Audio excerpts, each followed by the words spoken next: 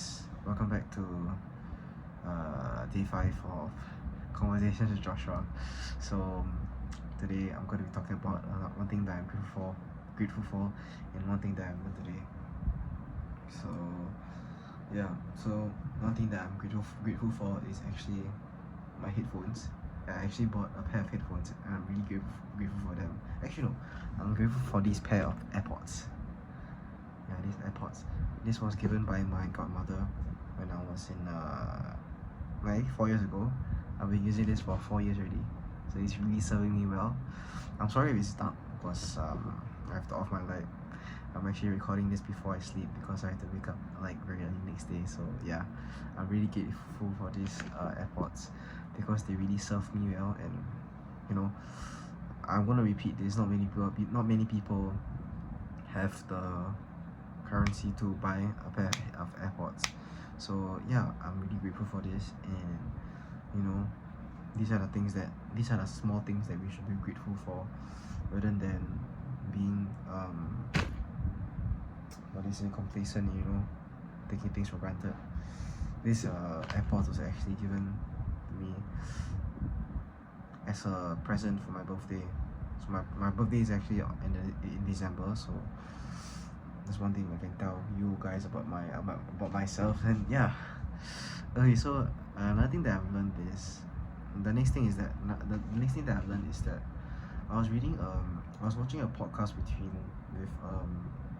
Andrew Huberman and Robert Greene, who wrote the 48 Laws of Power.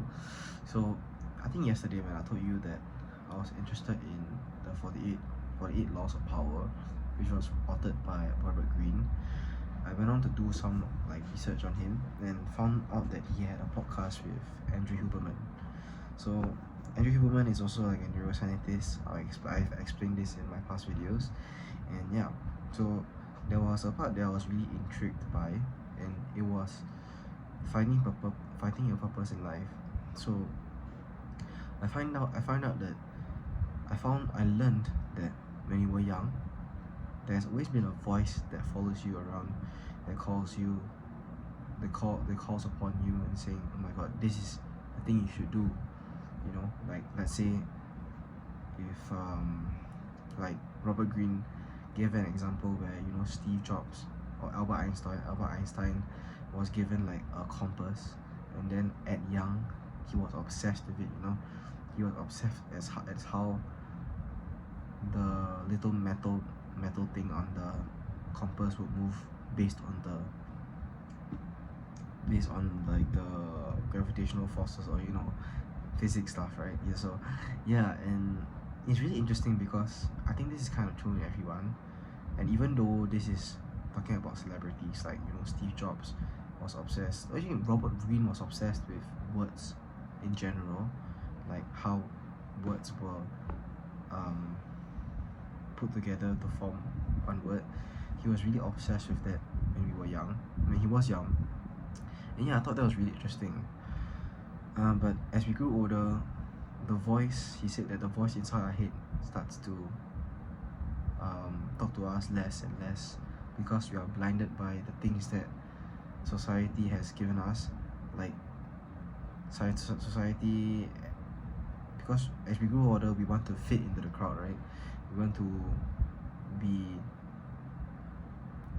to be normal. Everybody is telling us what to do, and we just want to do what others do.